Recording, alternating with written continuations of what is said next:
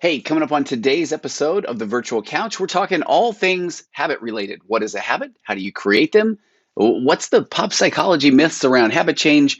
And my guest, Abby Green, knows her stuff. She summarizes and shares the secrets of all the latest books about habit change, including The Power of Habit, Atomic Habits, and even Tiny Habits. We're going to dig deep into BJ Fogg's amazing book, Tiny Habits, all that and so much more coming up on today's episode of the Virtual Couch.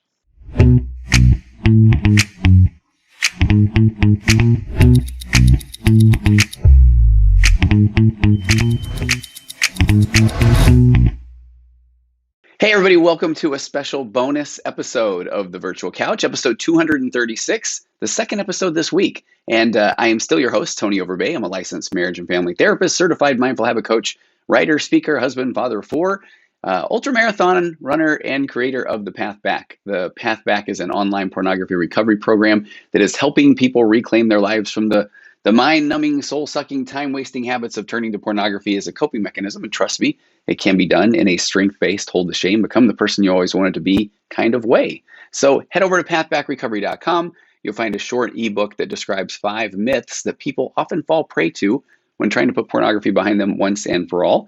And the Path Back now includes weekly group calls. Had another one last night. They're amazing. They're growing in size, and any question is up for discussion. And I start with maybe a few minutes on what is the latest in the world of addiction or recovery or impulse or compulsion or what I've seen in my office, and just developing a really nice group there.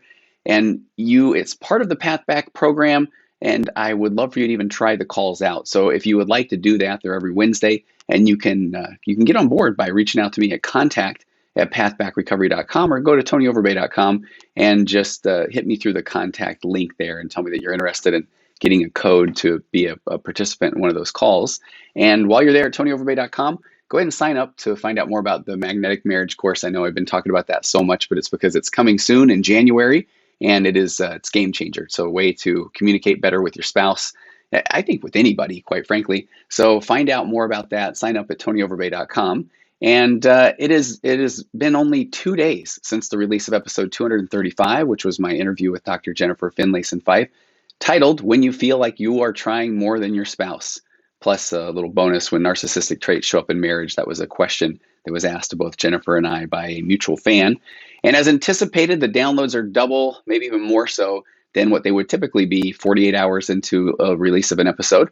And the feedback through email, text, clients in my office has been phenomenal. So please go listen to that episode if you haven't already. And fair warning, I'm going to blast through a couple of ads to pay the bills, keep the lights on, so you can listen, or you can hit that little 15 or 30-second advance button, as I often do when people are giving ads in their podcasts. So, but I'll try to get through these pretty quick. The first one is BetterHelp.com. If you are interested in the world or are attending therapy, counseling, and you're nervous, not quite sure where to start, don't want to go out, maybe even in this world of the pandemic, or mental health, the stigma is changing, which I'm grateful for. But that can also mean that it is hard to get in to see a therapist. I will be honest, I haven't been able to take new clients in many moons. And so it can be really hard. You get excited, you're ready to go, you're motivated by a podcast or somebody else has seen success in therapy, and you want to go, and it's hard to find a therapist. So go to betterhelp.com/virtual couch, and you'll get 10% off your first month's services. But it's over 1 million people now are using the world of online counseling. And what's pretty phenomenal about it is they make it really easy to find a counselor, and it's a licensed counselor, a licensed therapist in your area or in your state. So somebody that's licensed there. And you can choose from people that specialize in different modalities, acceptance and commitment therapy, cognitive behavioral therapy, and you can work with people about your anxiety, your depression, being a better parent or a better husband or wife or spouse, or overcoming addiction. And so all of that is at play. And if you don't get along well with your therapist, which is very important to do, they make it very easy to switch to another therapist. And you can also do email sessions, you can do text sessions, and you can be talking with somebody in as little as 24 to 48 hours, which is pretty phenomenal. I mean, it really is. It's very difficult for many people to get in to see a therapist right now. So betterhelp.com/virtual couch, and you'll get 10% off your first month's services. And they also have some sliding scale if you are not in a position to pay full price, full rates, that sort of thing. The second one is it's my podcasting host, Blueberry. Blueberry.com, but it's spelled BLUBRRY.com. And if you are thinking about starting a podcast, which so many people are, did you know that there is now I think it's 1.8 million podcasts. And just a few months ago, they crossed the 1 million podcast mark. And sounds like a lot of podcasts, but there's 10, 20 million YouTube channels.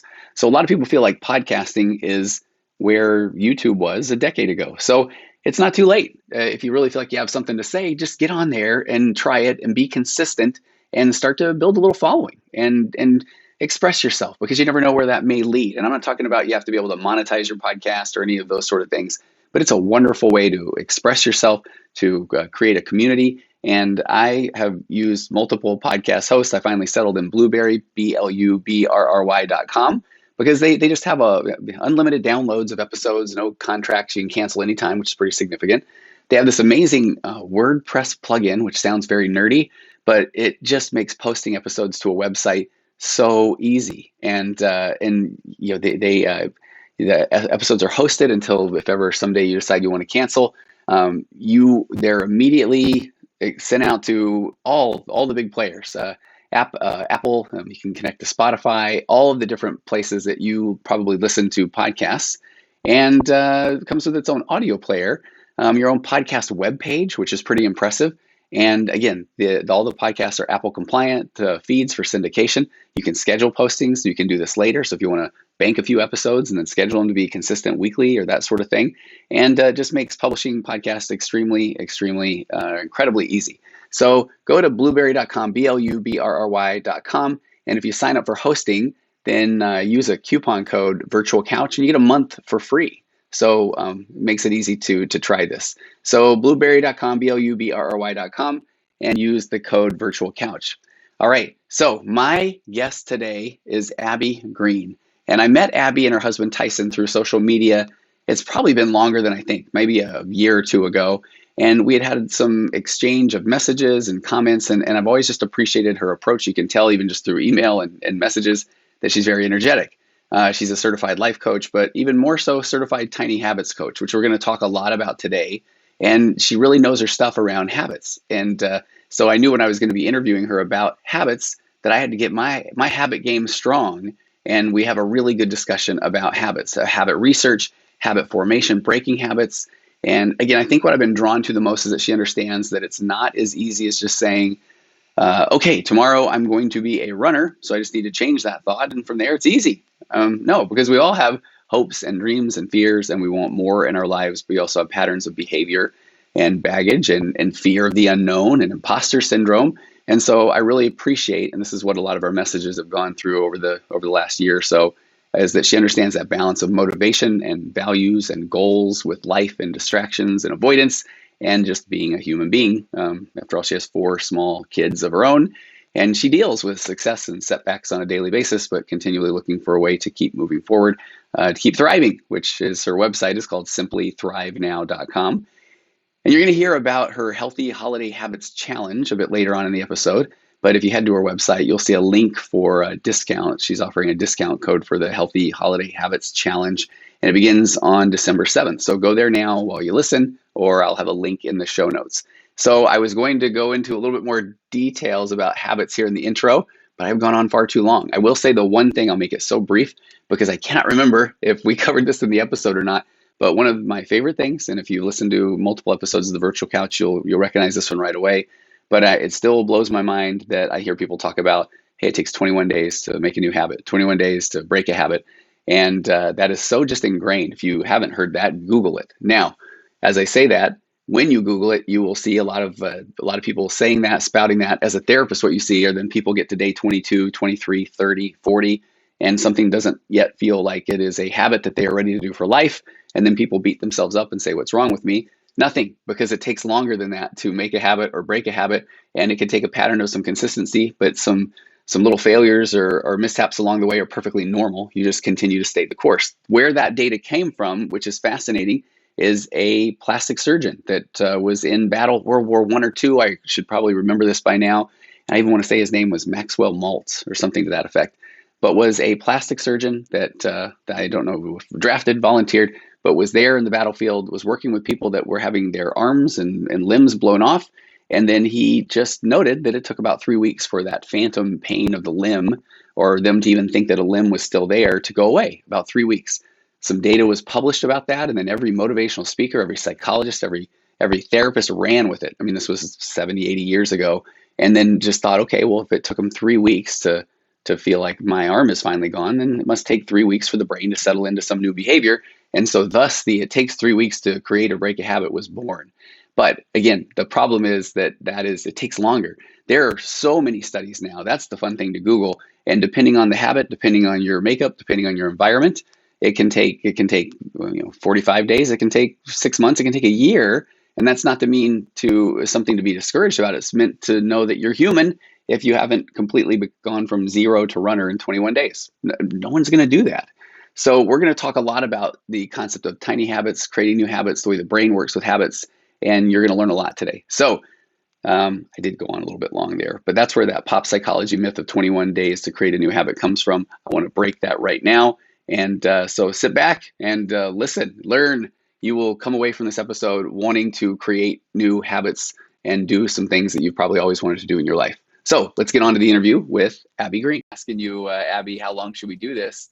And it is about tiny habits. So you said something very profound. How long should we make this podcast? What do you think? I mean, I love little bites of information. So the shorter, the better. I don't know. We all have so much that we're trying to do every day that, a little bit of good, solid information and cut it off and move on is always really awesome to me. Okay. I think that's a great idea. And I probably maybe even said this in the beginning, but I don't know if you remember. Do you remember I was going to have you and your husband come on and we were going to talk about the book Grit? Do you remember that? Yes. And I don't even remember. I think I had something going on. I feel so bad because I wanted to have you on for a long time. So so I'm grateful that you are here. And because I think we've been trading messages or kind of known each other for a little while through social media. And you're a very enthusiastic life coach, also a runner, and your husband's nice. And so I don't know, just always kind of enjoyed talking with you guys.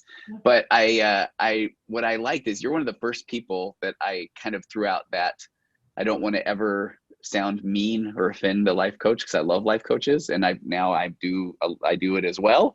But that part where where when sometimes people just say that just change your thought and then it will make everything else kind of work out. And again, I don't even like talking about it, Abby, because I don't want to offend anybody. but I feel like you kind of understood where I was coming from with that. Well, especially, I mean, whatever you say, that's a circumstance, right? So I can think whatever I want. I can be offended or not. But totally. I love the model that I learned at the life coach school of circumstances, thoughts, feelings, actions, results. But I think we often, and as life coaches, we get confused that like, our results are coming from our thoughts. Let's just hurry and change our thought. Yeah. But that aspect of like the relationship we have with our thoughts and getting hooked by them and all that, and just mindfulness, I feel like is the most important part that we can do. The thing that we can change is our relationship with our thoughts, not just get rid of those scary thoughts. Yeah, and I love that. And I think before I hit record, I was telling you that every now and again I'll do an episode, and I found one that even talked about in acceptance and commitment therapy, this concept of almost like mechanistic thinking, where we look at the brain like a machine. And so we think, well, if we can just replace that faulty part or that faulty thought, that then everything will kind of move forward from there. And we won't even have to worry about what that faulty thought was. And I think a lot of psychology kind of comes from that mechanistic point of view, which makes sense. So that's the part where I love always saying, and if that works for somebody, then that is so good. And I'm grateful for that. And then, it's the times that maybe it doesn't work. And I feel like that's the part where I have those people in my office saying, I know I should, which I always joke that nobody should like to be should on, but that people feel like they should be able to just change a thought and it will make them feel better. So then when they don't, then they go to the what's wrong with me story, then I feel like, all right, welcome to my dojo. Well, and the thing that you're always going to fall back on is what's wrong with you is that you're human. So regardless of whatever faulty part you fix, like whatever thought you fix today, tomorrow your brain's going to offer you other negative thoughts that so there's always something to fix. So even with that, like, yes, we can change a thought by believing new things and go down that path, but there's always going to be something. So if we can become present with those thoughts and like not resist them and be scared of them, then that's where we like start to gain the traction. So yeah, no, that's perfect. I had a client in here a little earlier that we were just talking about a thought of, they were kind of going down the what's wrong with me path. And I've even tried to do this kind of it's probably a little bit of a cheesy thing, but reframing it to say it's just man, check out what my brain's doing. Almost like putting the thought up here and going, that's fascinating, isn't it? Instead of the, why am I thinking this? Or again, the what's wrong with me. And I just feel like that can be so empowering to be able to step back and, like you say, change your relationship with it. So we could go on. I want to get to the habit stuff though, because this is what's been fun. And me, check out what my brain is going to do right now, Abby. But I had told you long ago, you had sent me something and said, hey, have you heard of the book Tiny Habits by, is it BJ Fogg? Yes. Okay. And I said, no, tell me more. And then that I enjoy habit things. And so I went and I downloaded the book and got the audiobook and then did not listen to any of it. But I want to know, because I even feel like the idea of tiny habits makes a lot of sense. So, well, it is like, so I have been really kind of almost obsessed with habits for years, and I've read them all, like all the books about habits, and I just love it. But the thing that really makes tiny habits different is BJ Fogg. He created at Stanford University the Behavior Design Lab. And so he's done like these experiments and just, he's gathered information for years and years and years. And he teaches his students about behavior design. So like some of his students are people who like created Instagram back in the day, like he understands behavior. And so he teaches in this book that all behavior has 3 parts. And that is motivation, ability, and prompt. And when these 3 things come together in a moment, we do a certain behavior. So I love in Tiny Habits is he's explaining this, how our behavior works. And then we're going to use that to our benefit instead of to our detriment. Because right now, a lot of us, we like want to do, form a new habit or do something new. Yeah.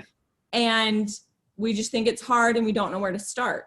So in Tiny Habits, start small, start tiny. Like think of some huge aspiration you want to do, break it up into behaviors, and then make it tiny and something you can do today. So I love that the Tiny Habits method is just, it's so applicable to all of us because we can do it today and we can start today.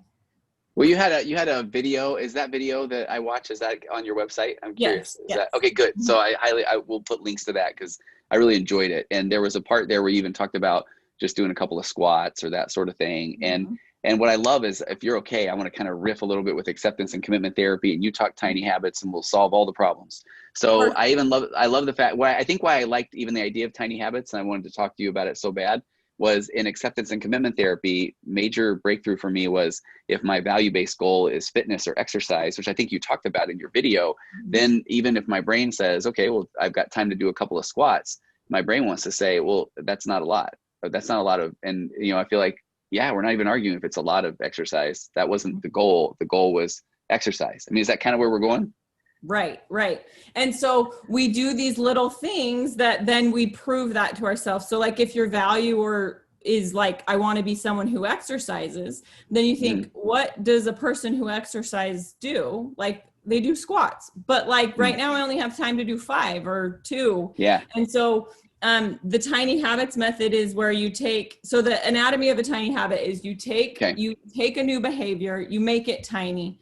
You find an anchor moment. So some place in your routine that like you already can rely on. So like BJ talks about how he started doing push-ups after he went to use the restroom at his home.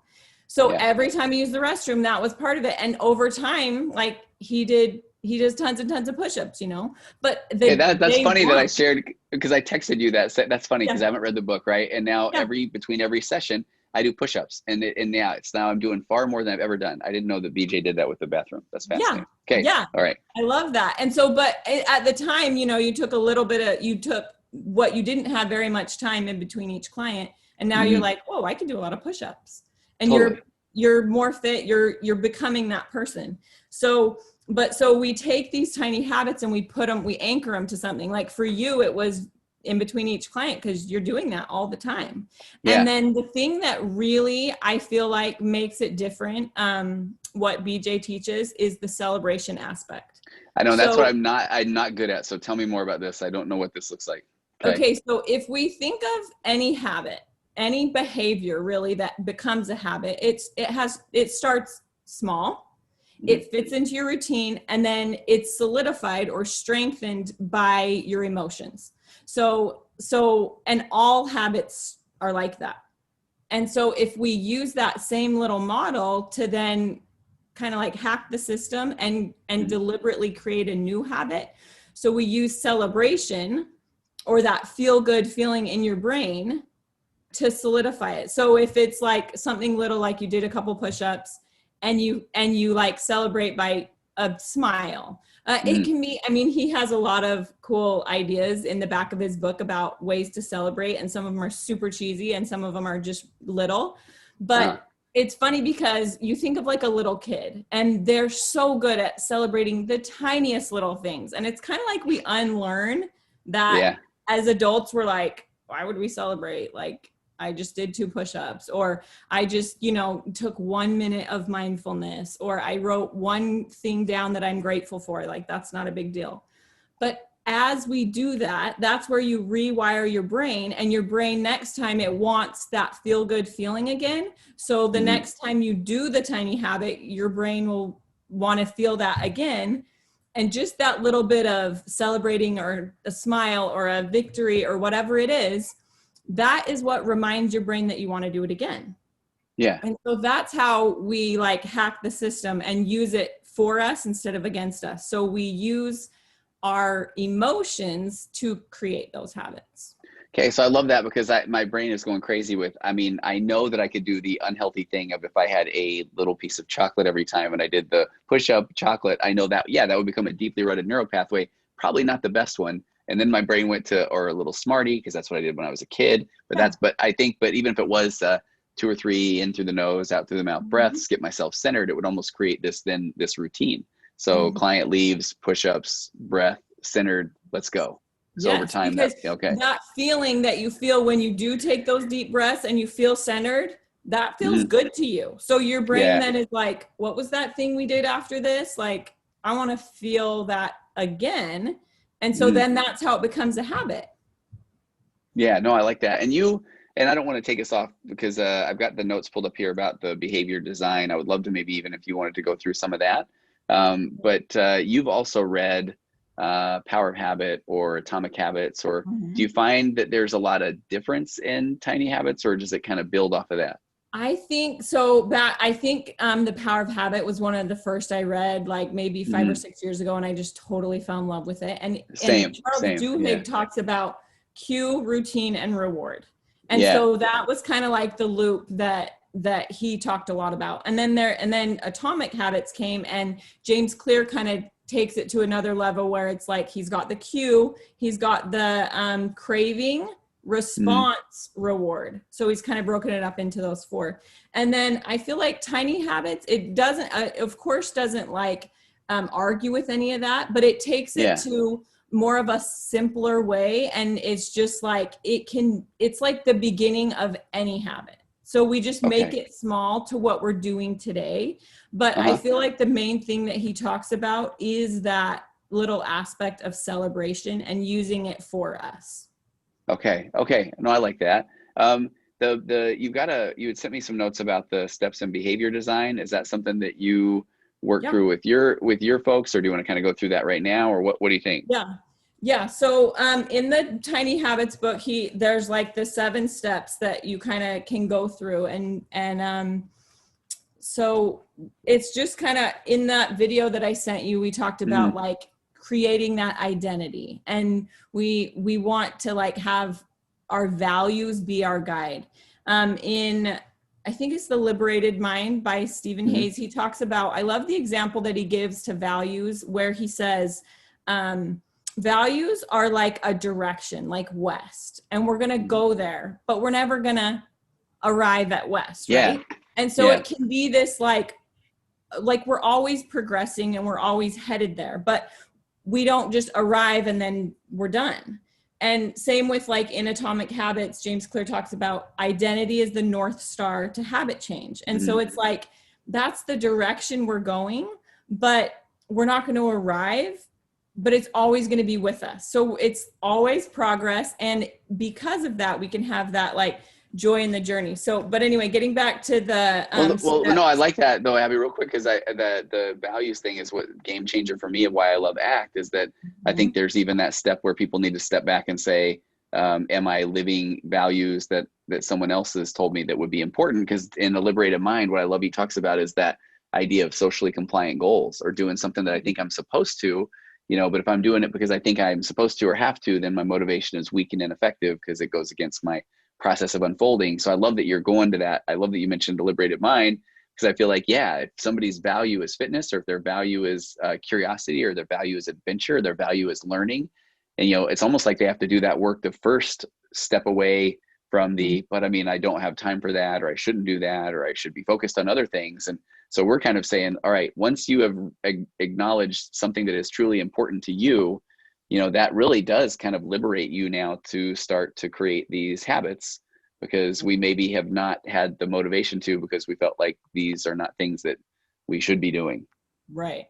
Yeah. And so, that first step is clarifying an aspiration. And I like how BJ uses aspiration versus goals, because goals, like we can have a goal, but then like we were saying before, we achieve it. And then what, we're done. Like we train for a marathon, we run the marathon, and then we're not going to take time next week to run every day because it's over and we met our goal, and and no, so that's like great. I was saying ACT. That's where I love where they talk about. We have this mindset of once I run the marathon, once I get the cool car, once I have the 6-pack abs, once I get the house, and that does not get us where we think it will. Yeah. Because then we do arrive there and we've checked it off our list, and then we're like, oh, I thought I was going to be happy after I did this thing. Yeah. I'm still me. I'm still here. I still have things I want to do and accomplish. But if we have like so we start with the big aspiration. So what's that look like? What's that sound like? Aspiration? Because I think everybody knows a goal of whatever, but what's that? How do you frame it? How do you frame an aspiration? Well, it's kind of more like values based, where it's like, I want to be the type of person who could run a marathon, or who takes care of their physical body, or whatever, like, and it could be a goal of, I want to run this marathon on this day. That could be a great aspiration too. But then we're going to break it up, and we're going to figure out what are all the behaviors that a person who has that value, or who does that thing, or is able to run the marathon, what do they do? Like, do they wake up earlier in the morning? Do they eat healthier? Do they, what do they do? And we kind of like list all the different things or behaviors that person does. So I like that. I mean, even just like framing it from I aspire to, I don't know, that I just felt that right there, right? So I aspire to be a naturally adventurous person, or I aspire to be one who would be the type that would run marathons, or I don't know. Yeah. Okay. Yeah, I love that, because then it applies to all of us. It's like, I want to be a good mom. Like that's really like, well, that's vague, but it's also like, I'm not ever going to arrive there, but like, so then we take that and like, okay, what do good moms do? Like, and then we break it up like, oh, they might be patient with their kids. They might, and we can list specific behaviors. And then from those specific behaviors, we can figure out like we match them with what we think would be easy to do and what we would want to do. Like just pick a couple of them. We're not going to do all of those today, because that's when we like all of a sudden get overwhelmed. Like the person who runs a marathon wakes up at 5:00 in the morning and runs 10 miles before their kids wake up. Like, oh, I'm not doing that. And we just kind of get it off. Yeah. But and I like your mom example. So with specific behaviors, so the behavior options, if they're going to be more patient, then specific behavior might be a little like, okay, I finally want to understand being mindful, or I finally want to understand those kind of things. Right. Okay. Totally. And so you take that, and then you find one, okay, I want to be more mindful or more present with my child. And then, I mean, that's also pretty big, like to be able to have like presence with your kids whenever they're around, you're listening to them, but you're getting more specific, right? So then the step 4 is make it tiny. So like, if you're a present mom, maybe just like that first second when you wake your child up, you're there and you're present and you're like spending that time to just be with them. And that's tiny. That's just 1 minute, but it's on the right path to then Totally. becoming it and growing that. And I feel like, and I'm sorry, now I'm getting ahead of you because I'm getting all excited, but then, or I hear so often where people say they want to be present, but they turn to their phone, for example. And so even if there's one time throughout that day where you caught yourself wanting to turn to your phone instead of your kid, that is a tiny habit, but it's a positive one. Mm-hmm. Okay. Totally. And then the next step, like you said, you find a good prompt to plug it in. So it could be like every time you're at the store, or you're driving with your kid, or maybe you're picking your kid up, or find one specific example where you can think of, I normally grab my phone, but I want to be present with my child right now. And then that's where you're going to plug that tiny behavior in, and you're going to turn off your phone for that minute or two and be present with your child. And then the biggest, most important thing is you're going to celebrate that you did that. Like, I did it. Or, I mean, and it could just be a smile, it could be a deep breath, but it could be something big, like a victory dance, or like, even with your kid, I find it more easy to celebrate with my kids because they're like, they're not going to make fun of me or like take me too seriously. Like, I can do a happy dance with them. And when I celebrate with my kids and like, oh, look, I just did that. I wanted to be present with you. And I was, and it's so much easier to do, I feel like, with my kids when it's like something bigger like that. But then they're learning, oh, like my mom's doing what she said she would do. Or, they're going to learn that that's important to celebrate themselves as well. I like it. I really do. I mean, the more I'm thinking about this, and it's almost probably embarrassing to say, but I feel like when I do get up from doing the push-ups or something, I do kind of get excited because now I'm doing more than I used to, or, maybe I'm adding another one or whatever it is. So I do like that. And by the way, if Tyson ever makes fun of you for doing a happy dance, will you please let me know? Because we will reprimand him. You are allowed to do happy dances. Well, actually, my 8-year-old does kind of make fun of me for doing it, but it's okay. I'm fine with it. But so then the next step, the final step is just troubleshoot and iterate and expand. Like, so if you find that you really wanted to be mindful at this certain time of day and you got an anchor moment and it just like you kept forgetting, like, we can just toss it out and try something else. And I love how BJ talks about them being recipes. So like, there's no judgment on like, I'm a bad person because I wasn't able to figure this tiny habit out. It's just like a recipe. We're just like tweaking recipes and we're just figuring out what's going to work. We're getting curious, and whatever serves us, we're going to keep. And if we can't figure it out, we're just going to learn and do something else. Okay, I like that too, because I feel like if I throw my acceptance and commitment therapy brain here, there's that thing where when someone doesn't do it for a couple of days, then their brain wants to say, well, that didn't last, or you couldn't keep it up. And I feel like those are those hooks that get us then not continuing to try. And I like what you're saying there. It's okay that I always say that, okay, 2 days, I didn't do it. All right. Don't give it any energy. So, because now tomorrow I can do it. And I mean, I've been doing these push-ups for a long time now. And a few days ago, I almost feel like my brain just wanted to give me something to talk about. So I went a whole day and I didn't do any, and I was very aware of it. And the next day it was one of the first days I haven't. And the next day I really thought, wow, you did not do any. And I just had to keep telling myself, okay, noted. That's interesting. And then, in ACT, they talk about expansion. So I invited my feelings of I didn't do them yesterday, and what if I don't do them today, with me while we did them. And then finally I felt like my brain was like, fine, do your push-ups. Well, and you have that kind of, even within yourself, you have that like psychological reactions where you're totally like, I'm not doing push-ups. Like, I'll show you. You're not in charge of me. Yeah. And I loved it because I'm sitting here thinking, wait a minute, I do the podcast about this stuff. I tell clients all day about it. And I just love the fact that, we're just human. Our brain's going to every now and again try and just say, really? I mean, it'd be a whole lot easier to not do them, and that's why the tiny is so important, because it's you're growing your push-ups, but like if the tiny habit is 2 push-ups and you're like, it's kind of ridiculous not to do 2, like 2 so small, like you might as well just do it. And so you kind of just get in that habit of like, it's so small, I'm just going to do it anyway. And then you're like, oh my gosh, I can do this no matter what, like, because it's easy and I'm consistent at it. And then you build that belief in yourself. I love it. And was it the Atomic Habits that talked about habit stacking? Is that one? Yeah. So in Atomic Habits, he actually talks about how he learned about habit stacking from BJ Fogg. But Oh, that's I interesting. think Yeah. the difference there would just be BJ's really firm on like not like when I think of habit stacking, I think of like one thing on another. And so I'm going to be like mindful and then my scriptures and then my prayer. And then like I'm stacking it. And like if I forget one of these, then the whole tower falls.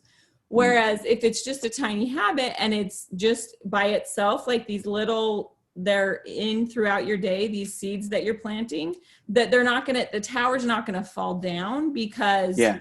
it's planted in like firm soil, I think would Oh, be and I just love the it. only difference. Yeah, and I feel honestly the reason I was even saying that is I'm looking in it'll be on the YouTube channel as well, but I can see my little weight there in the corner, and then and that came from once I got the push-ups down for a while. Then I brought a weight in, and so then after the push-ups, and I might do one day it's some curls, the next day Yeah. it's triceps, and but you're right, none of those happened when I didn't do the push-ups, and that was even more of this ammo that my brain tried to tell me that, okay, you blew it big time. But I mean, the tiny Yeah. habits would have been a great way to kind of start or Yeah. reset, I guess. Yeah.